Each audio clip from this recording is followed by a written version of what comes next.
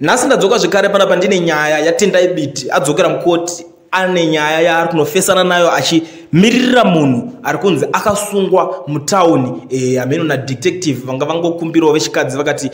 ndakachikumbirawo kuti unditengerewo airtime yemazigi mufoni ndobva mukomana waya ndobva atora mari mubhengi rake nefoni ndobva amutengera detective weairtime ndobva apuwa $10 so zvakadaro pakupuwa $10 achingoitambira mukomana ndobva atonzi wasungwa bva atoendwa naye. So Tendai Biti ndopa ari kuzoya kutaura kuti but muri kuti masunga munhu imimi mama mukoti manyu akutaura kuti muri kuti masunga munhu imimi but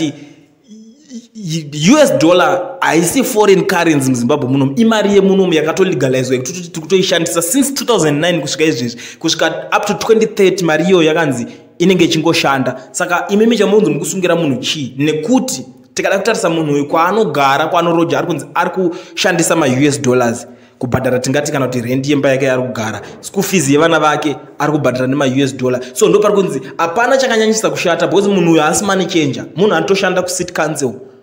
So zvanoshanda kucity council salary yake yese iri kupinda iri mumazigi asi kuti azokwanisa kuenda kunobhadharawo rent nemaschool fees anodawo kuti ange achienda nemaUS but iri harisiro basa rake but munhu akatoapproachwa ndobva atoitawo tsitsi dzekuti ari kubatsirawo detective since mari mufoni make anga agara anayo. So pari kunzi aiwa ngaapuwe ka free bill abude imomo because anogarire chiimomo haisi mhosva yekunzi munhu wabudisa wabatsira munhu kumuti uri kumupa yemazigi haasi money changer munhu hapana proof yekuti munhu uyu ndi money changer. Ndo nyaya iri kupisa yakabatwa naTendai Biti kutaura kwatiri kutoiteke zvinezvi.